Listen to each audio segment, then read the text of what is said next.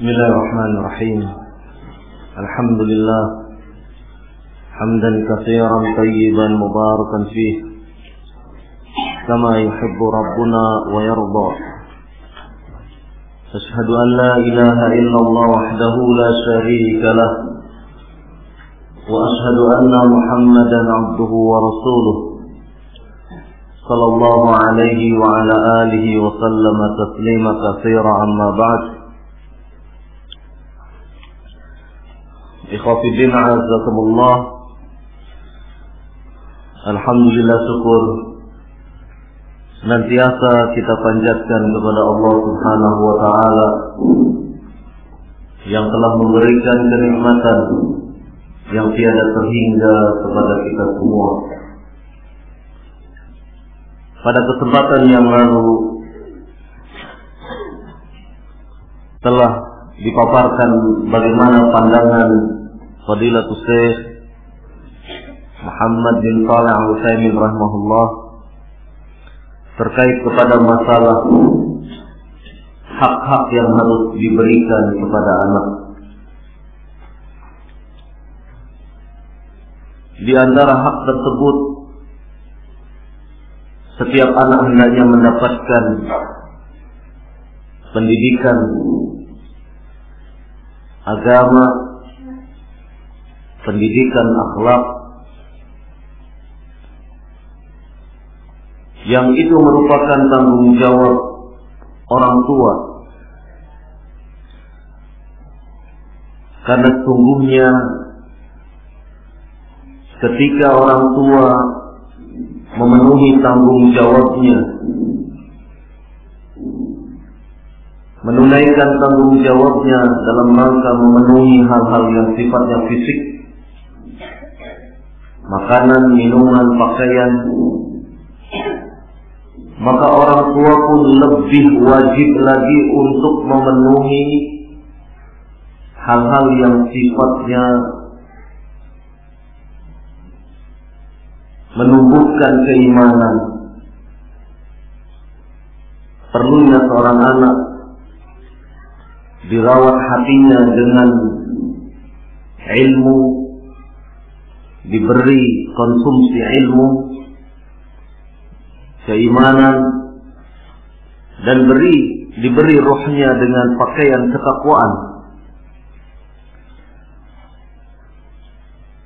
Ini beberapa inti pelajaran yang lalu yang hendaknya bisa kita tegakkan di dalam kehidupan sehari-hari.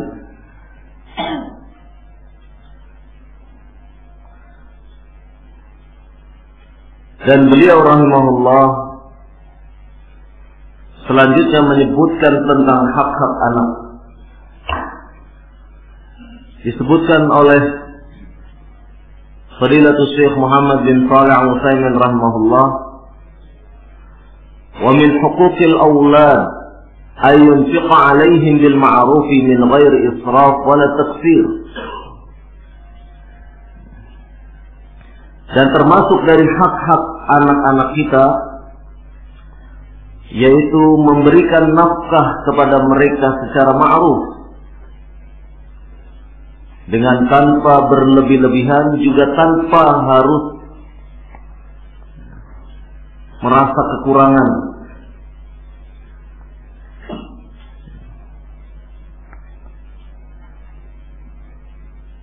Kewajiban orang tua adalah memberikan nafkah kepada anak. Bil ma'ruf maksudnya tanpa berlebihan, tanpa juga kekurangan. Artinya bahwasanya kalau sampai berlebihan tentu akan memberikan dampak yang negatif. Anak akan merasa dimanjakan. Anak akan merasa segala sesuatunya tercukupi, sehingga kemudian bisa menyebabkan sifat-sifat yang tidak baik. Entah itu sifat takabur, ujub, bangga diri, atau hal-hal lain. Karena kelebihan yang ada pada diri mereka Dan juga pemberian nafkah itu tidak lantas menjadi sesuatu yang bersifat kurang, sehingga kemudian anak harus meminta-minta ataupun menahan diri dengan cara melakukan bentuk-bentuk yang tidak baik, mencuri atau menggunakan hak orang lain, menggunakan barang orang lain, wal'iyadzubillah. Oleh karena itu, hak anak adalah mereka mendapatkan nafkah secara ma'ruf.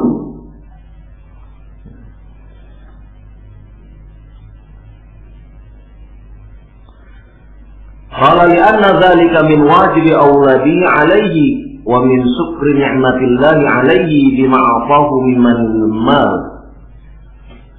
Karena sesungguhnya yang demikian ini adalah merupakan kewajiban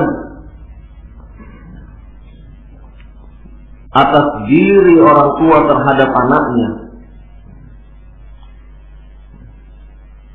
dan merupakan bentuk rasa syukur atas kenikmatan yang telah Allah limpahkan kepada dirinya, dan apa-apa yang telah Allah berikan kepada dirinya dalam bentuk mal, harta kekayaan. Maka di sini kita melihat memberikan nafkah selain kewajiban juga merupakan bentuk rasa syukur kepada Allah Subhanahu wa ta'ala. Inilah yang disebutkan oleh para ulama seperti Ibnu Qayyim rahimahullah, ataupun mungkin di antaranya adalah Syekh Muhammad bin Shalih Al-Utsaimin rahimahullah, saat beliau menjelaskan tentang bentuk-bentuk syukur. Ada syukur dalam bentuk bil qalb, dengan hati,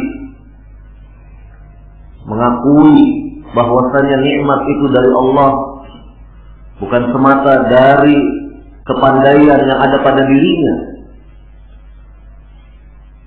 Mensyukuri dalam bentuk bil lisan, dengan menyebut-nyebut nikmat tersebut, bukan dalam rangka untuk tafakur, artinya berbangga-bangga dengan harta kekayaan tersebut, tetapi dalam rangka untuk menjadikan dirinya tawadhu, bahwasannya nikmat itu memang benar-benar dari Allah Subhanahu wa ta'ala, dan wujud dari mensyukuri nikmat itu diantaranya bil jawarih, dengan anggota tubuh, menyalurkan harta kekayaan. Apabila dia diberi nikmat berupa kekayaan, dia salurkan harta kekayaan itu di jalan Allah Subhanahu wa ta'ala. Maka memberikan nafkah kepada anak-anak adalah merupakan bentuk syukur, karena itu termasuk dari menyalurkan harta kekayaan yang Allah berikan kepada kita. Ini adalah wujud syukur bil jawarih, wujud syukur dengan anggota tubuh kita, menyalurkan harta itu untuk anak-anak kita.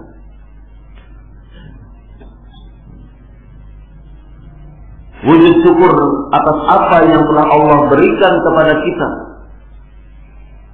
dan kemudian hal yang demikian ini diberikan kepada anak-anak kita.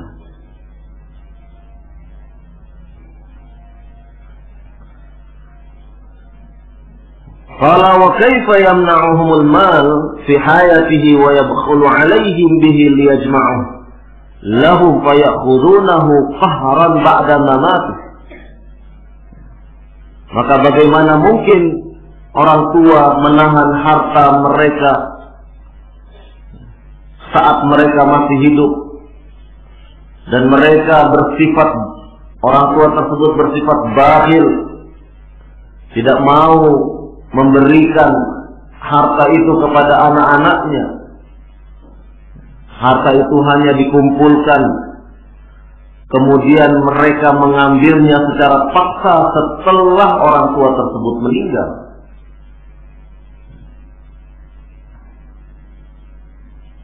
Wal'iyadu billah, yang demikian ini kita berlindung kepada Allah Subhanahu wa ta'ala. Bagaimana mungkin yang seperti ini harus terjadi? Dan hal yang demikian ini tidak akan terjadi manakala orang tua memiliki sifat karim, pemurah, dermawan kepada anak-anaknya. Jangan kemudian dijadikan alasan, ini kan untuk melatih anak-anak. Jangan dijadikan alasan ini agar nanti anak saya kalau ke Yaman bisa hidup prihatin. Kalau memang kenyataannya seperti itu, tidak sampai terjadi kemudian anak-anaknya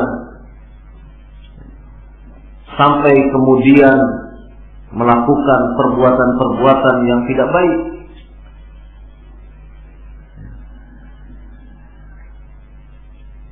Merasa kekurangan, sepekan anaknya cuma dibekali uang 1.000 rupiah. Ini bukan melatih namanya.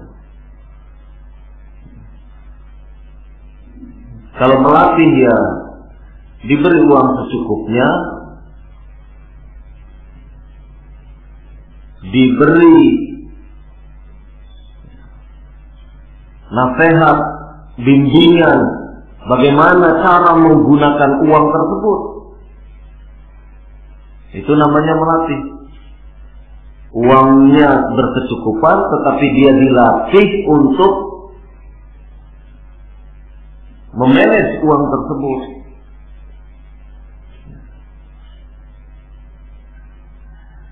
Saya beri uang kamu 20.000 untuk 1 minggu. Tapi dilatih anaknya untuk memanage uang yang 20.000 itu untuk hidup prihatin, untuk tidak berfoya-foya, untuk tidak kemudian menggunakan uang itu secara serampangan. Ini namanya melatih anak untuk hidup berhasil. Ya, kalau sepekan memberi uang 1.000, beli gorengan saja udah kurang. Beli tahu goreng saja sudah habis. Nah, terus hari-hari berikutnya melihat teman-temannya bisa beli ini dan itu, kemudian dia senantiasa mendekati temannya yang banyak uangnya. Jadi akhirnya mendidik tidak baik. Mendidik untuk kemudian menjadi anak yang suka meminta-minta. Ini dampak yang tidak baik terhadap perkembangan jiwanya. Kalau sudah seperti ini, yang salah bukanlah anak itu sendiri, tetapi orang tuanya yang karena kebakhilannya, karena kekikirannya, sehingga menyebabkan anak kemudian memiliki sifat peminta-minta. Wal'iyadu billah. Maka jangan sampai kemudian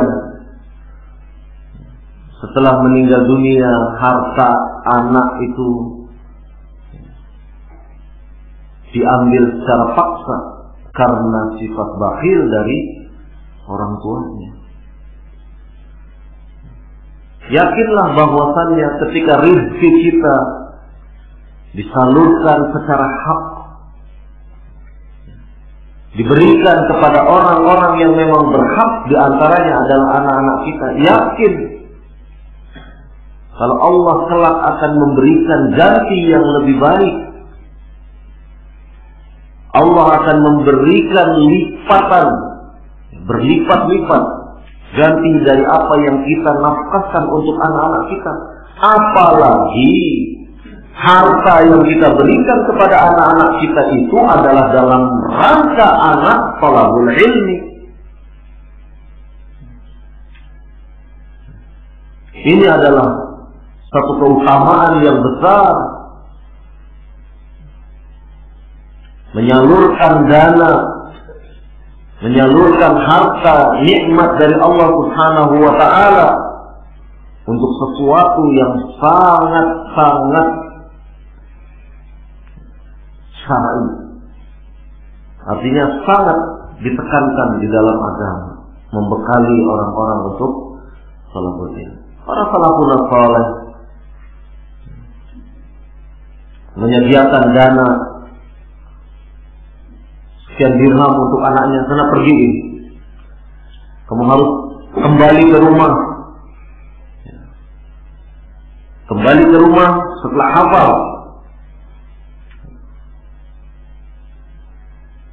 1000 hadis, setelah hafal 100 hadis. Ini bekalnya. Salafun saleh seperti itu, membekali, sehingga kemudian anak ini mencari gurunya. Al-Mansur ternyata meninggal dunia, dia menangis.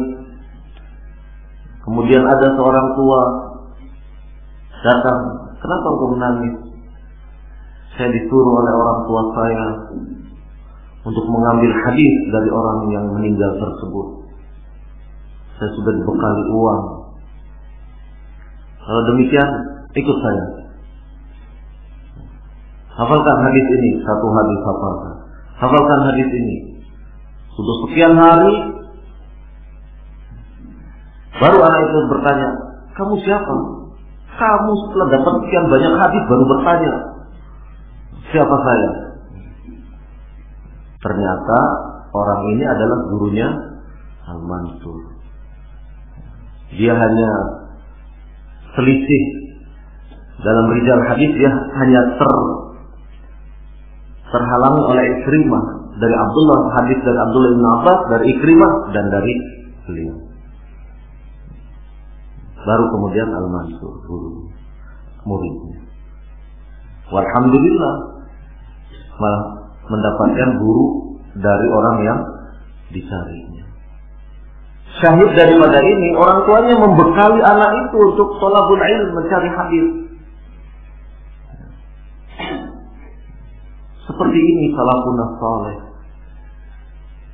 Benar-benar tidak kemudian bersifat bakhil untuk memberikan hartanya kepada anak-anaknya. Dalam rangka anak itu adalah ketika saat anak itu dalam keadaan dia sebagai talib, penuntut ilmu. Dan menuntut ilmu, mencari hadis Nabi sallallahu alaihi wa ala alihi wasallam. Wah, di pondok di Ma'had Riyadul Jannah ini tidak hanya hadis yang diajarkan, Al-Quran dan ilmu-ilmu lainnya. Maka syahid daripada kisah tadi, benar-benar sedemikian besar perhatian para orang tua dari generasi salaf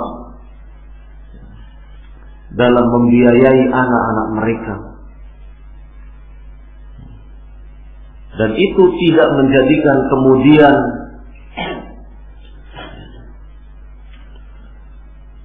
mereka bersifat pelit pikir dalam mengeluarkan harta. Orang-orang tua sekarang untuk pendidikan anak sedemikian kecil, tapi untuk hal-hal yang sifatnya materi sedemikian besar anggarannya.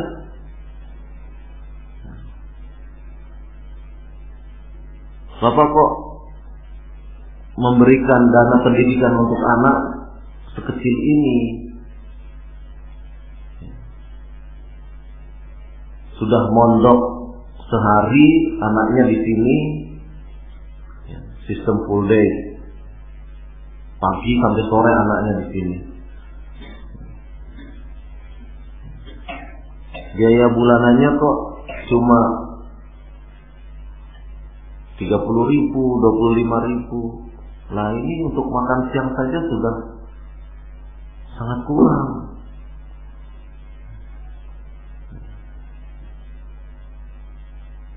Sedemikian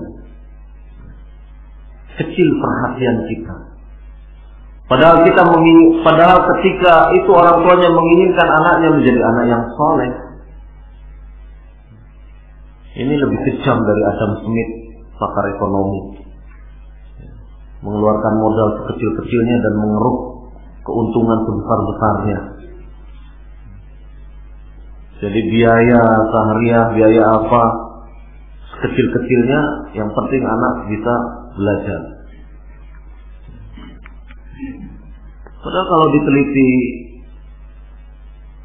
dia bisa beli pulsa sebulan ya minimal mungkin 20.000, kan bisa. Jadi biaya pulsa dengan biaya pendidikan anaknya itu nyaris sama, selisih sedikit saja.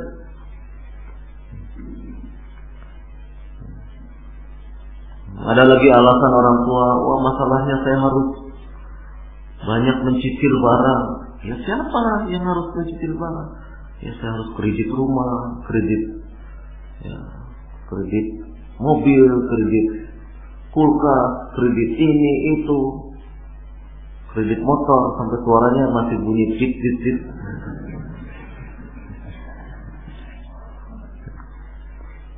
Ya siapa yang menyuruh sampai harus berlebih-lebihan seperti itu? Kalau mampunya baru sepeda motor, ya sepeda motor. La yukallifullahu nafsan illa wus'aha. Allah tidak membebani hambanya dengan sesuatu yang di luar batas kemampuannya. Ada lagi orang tua, anak pertama, anak kedua disekolahkan di sekolah Islam yang favorit. Begitu anak ketiga mau masuk, ngos-ngosan, tidak ada biaya. Wah, kalau masuk lagi ke sekolah yang sama, berat ini biayanya. Akhirnya anak ketiga masukkan ke pondok pesantren. Kalau pondok kan bisa nego, per bulannya 150.000 atau 200.000 masih bisa. Ustaz kan orangnya baik hati, Ustaz kami kekurangan untuk biaya pendidikan, bisa enggak meminta keringanan? Bayangkan, kalau ke sekolah favorit dia tidak sampai berbuat seperti ini. Tetapi kalau ke pondok salafi dia berani untuk mengajukan keringanan. Bayangkan, ke sekolah yang katanya favorit itu untuk seragamnya saja 4. Sekali masuk seragamnya 4. Putih merah, batik, pramuka, olahraga. 4 ini biayanya tidak kurang dari 600.000. Bisa 3 bulan di pondok ke biaya SPP. Tapi tidak pernah mengajukan. Padahal kan kalaupun tidak pakai seragam tetap dia bisa belajar. Sampai seperti itu. Pas bagian pahit diberikan ke pondok. Ya pondok memang tidak bisa berkembang. Nah, karena dananya disunat terus. Yang nyunat bukan ustadznya, yang nyunat adalah para orang tua. Sadar tidak sadar memberikan kontribusi untuk perkembangan pondok ini menjadi terhambat. sadar dengan tidak sadar telah menjadikan anak-anak salafiyin yang lain yang semestinya mendapatkan perlakuan yang lebih baik, akhirnya turun standarnya. Ya bagaimana tidak turun standar?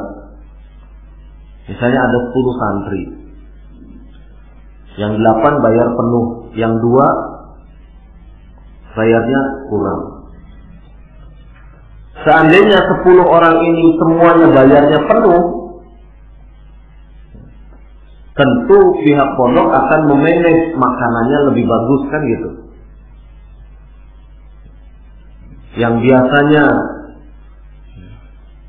makannya misalnya 2 tahu untuk 5 orang, tapi karena bayarnya penuh, itu bisa 5 tahu untuk 5 orang. Tetapi karena yang 2 atau 3 ini tidak bayar penuh, akhirnya dana yang 3 orang atau 2 orang ini kan di cover oleh yang sisanya itu tadi. Akhirnya yang mestinya bisa menyediakan makanan lauk tahu 5, akhirnya jadi berkurang 3 tahu untuk 5 orang. Kenapa demikian? Ya karena dana yang ada seluruhnya diakumulasi, dijumlah semuanya, dibagi rata. Lah yang bayarnya kurang, sama dapat bagiannya. Kan akhirnya mengurangi hak yang lainnya. Kan begitu. Yang satu bayar 200.000, satu 200.000, 200.000. Yang 4 bayarnya 100.000. Nah yang 6, akhirnya dana itu kan dikumpulkan semua, 400.000 plus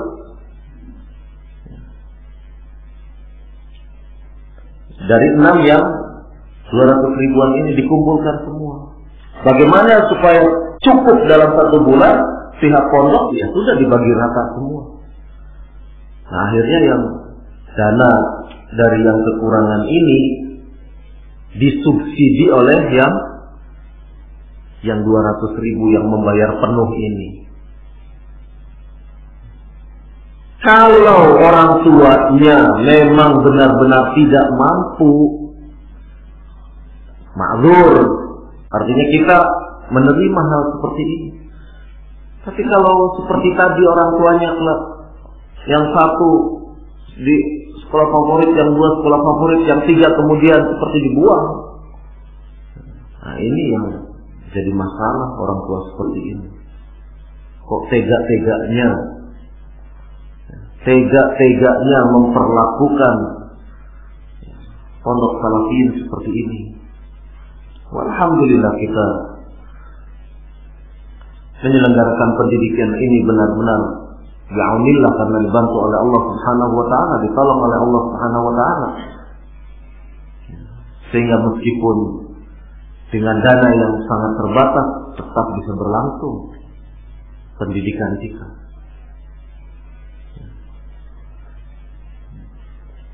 Nah, ini penting untuk para orang tua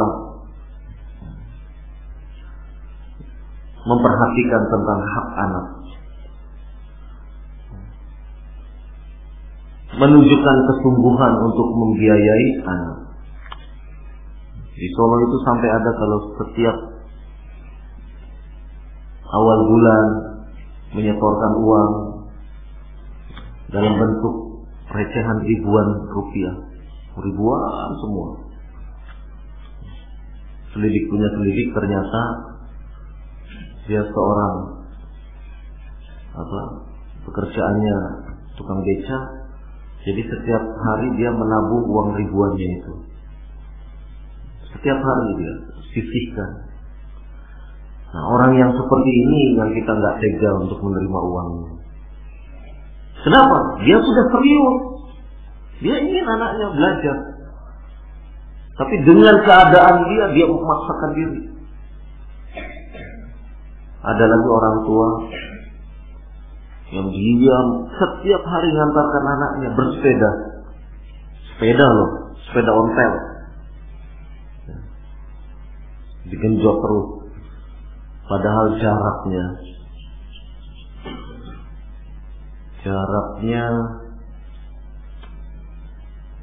kalau dari sini Cilengsi itu masih jauh lagi. Sini mana ya? Pokoknya lebih dari Bojong ke Cilengsi lebih lagi. Tiap hari antar jemput naik sepeda. Sampai ketika kita memberi keringanan, nah jangan. Saya tetap, anak saya harus diperlakukan seperti anak-anak yang lain. Nah, yang seperti ini, yang kita tidak tega untuk menerima uangnya. Artinya apa? Menunjukkan kesungguhan dia. Ingin anaknya menjadi anak-anak yang memang betul-betul berilmu. Sehingga dia menunjukkan pekerjaan sehari-harinya cuma jual herbal ke kantor-kantor pakai sepeda ontel. Setelah mengantarkan anaknya, dia bawa herbal terus keliling ke tempat-tempat instansi menawarkan herbal. Seperti itu. Artinya syahidnya menunjukkan kesungguhan kita sebagai orang tua untuk memberikan hak mereka, pendidikan anak-anak untuk masalah biayanya tersebut. Dan demikian yang ditunjukkan oleh salafun saleh. Abu Ayyub Al-Ansari radhiyallahu anhu ingin mengklarifikasi satu hadis yang katanya ada seorang sahabat di Mesir. Dulu ketika dia di Madinah pernah mendengar Rasulullah sallallahu alaihi wasallam bersabda. Kemudian sahabat ini Uqbah bin Amir pindah ke Mesir. Maka untuk mengklarifikasi valid atau tidak, benar atau tidak, sahih atau tidakkah dia menerima langsung, mendengar langsung dari Nabi, sabda Nabi sallallahu alaihi wasallam, Abu Ayyub Al-Ansari radhiyallahu anhu menyiapkan perbekalan untuk perjalanan dari Madinah menuju Mesir. Zaman dulu belum ada pesawat. Artinya apa? Untuk mendapatkan satu hadis Nabi sallallahu alaihi wasallam, dia harus melakukan perjalanan dari Madinah ke Mekah. Harus mengumpulkan bekal dulu. Semangat untuk mendapatkan satu hadis. Setelah bertemu dengan sahabat ini, benarkah Rasulullah bersabda begini-begini? Ya benar, saya mendengar langsung Nabi SAW bersabda seperti itu. Kalau demikian, sudah dapat satu hadis, pulang lagi ke Madinah, selesai. Dan itu semua tentu memerlukan biaya.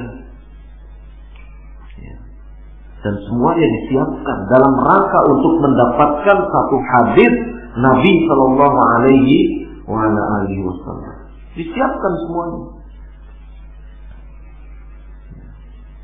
Salafun saleh sedemikian bersemangat menyediakan segala sesuatunya untuk keperluan thalabul ilmi.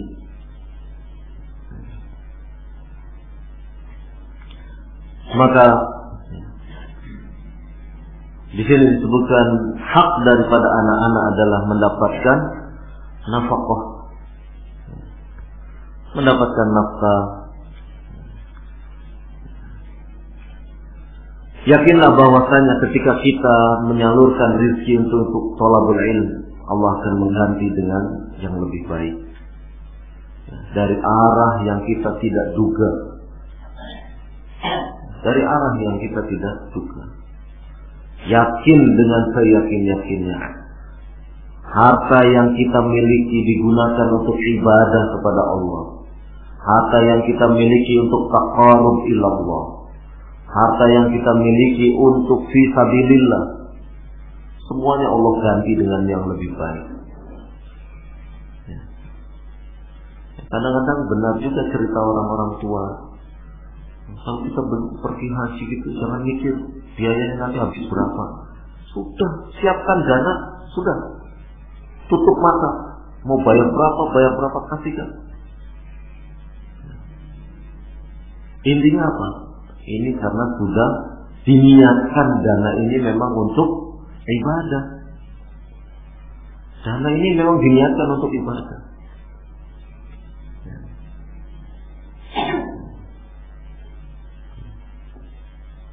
Nah, ini yang seperti ini, tekad-tekad yang seperti ini harus benar-benar tertanam kepada kita.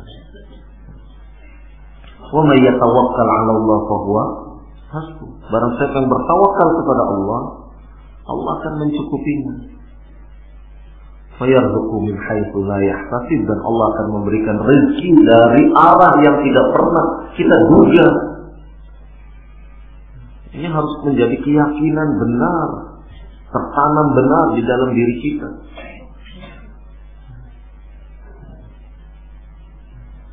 Kalau anak perlu kita sudah beli,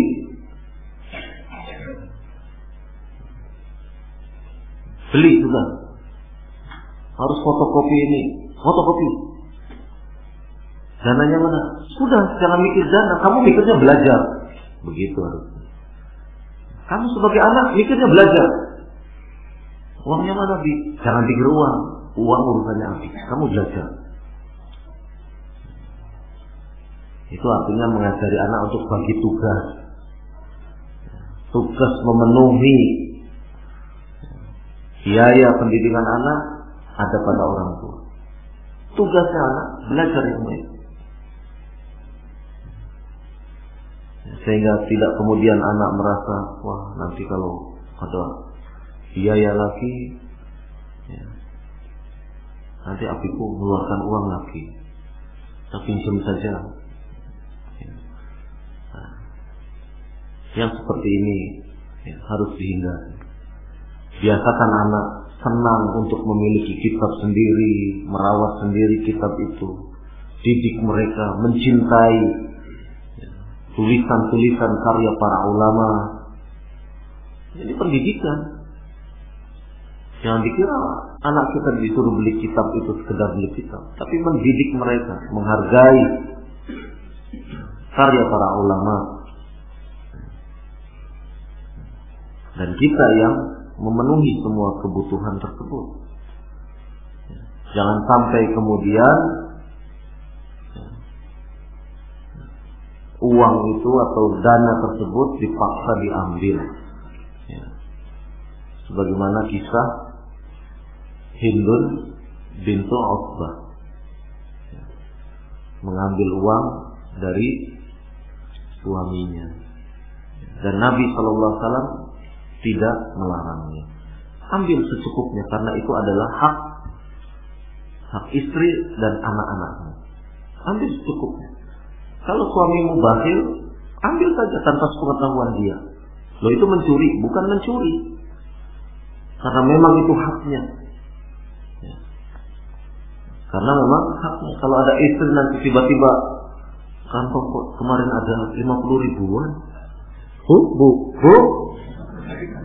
Mana ini uangku? Kemarin ada 50 ribuan di sini di kantong.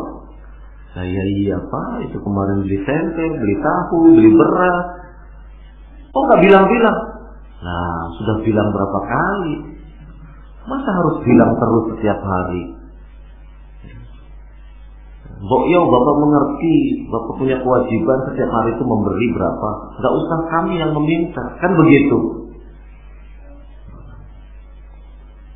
Jangan sampai istri atau anak kita seperti itu. Karena apa?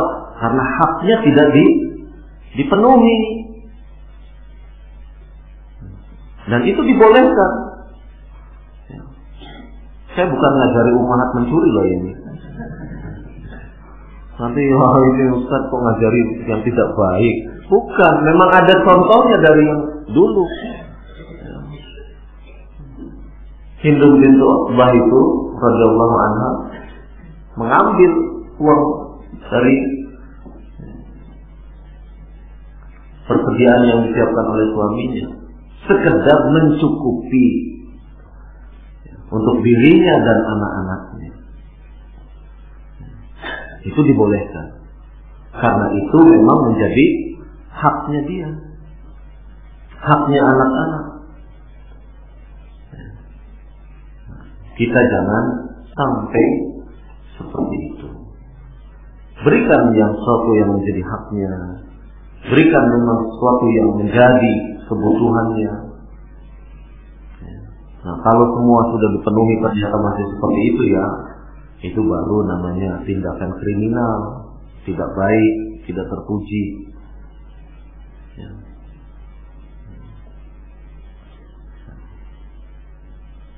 Ini penting seperti itu. Wa min huquqil aulad alla yafdulu ahadan minhum ala ahadin fil afaya wal hibad.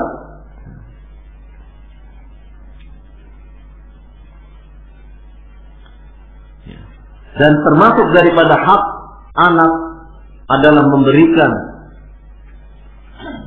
artinya tidak melebihkan seorang anak dengan anak lainnya, tidak membedakan di dalam pemberian ataupun di dalam hibah, memberikan hadiah. Jadi tidak membeda-bedakan. Tentu berbeda masalahnya ketika anak yang satu besar, anak yang satu kecil. Oh, kata Ustaz katanya tidak boleh membeda-bedakan. Jadi pakaian diberi yang seragam, ya tidak bisa. Dalam hal seperti itu tetap yang besar ya tetap diberi ukuran pakaian sesuai badannya, yang kecil tetap diberi ukuran sesuai badannya yang kecil. Tapi maksudnya baju dengan baju sama diberi. Kalau satu diberikan baju, yang lain pun diberikan baju, meskipun berbeda ukurannya. Tapi masing-masing keduanya diberikan baju. Ini untuk sifat adil kita sebagai orang tua.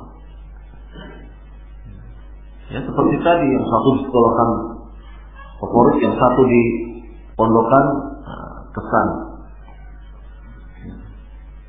Pondok-pondok semua. Nah, ini penting dalam rangka untuk bersifat adil, karena ini masalah hak.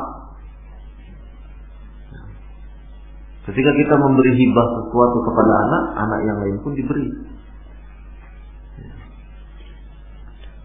Jangan kemudian anak satu diberi, anak yang lain tidak.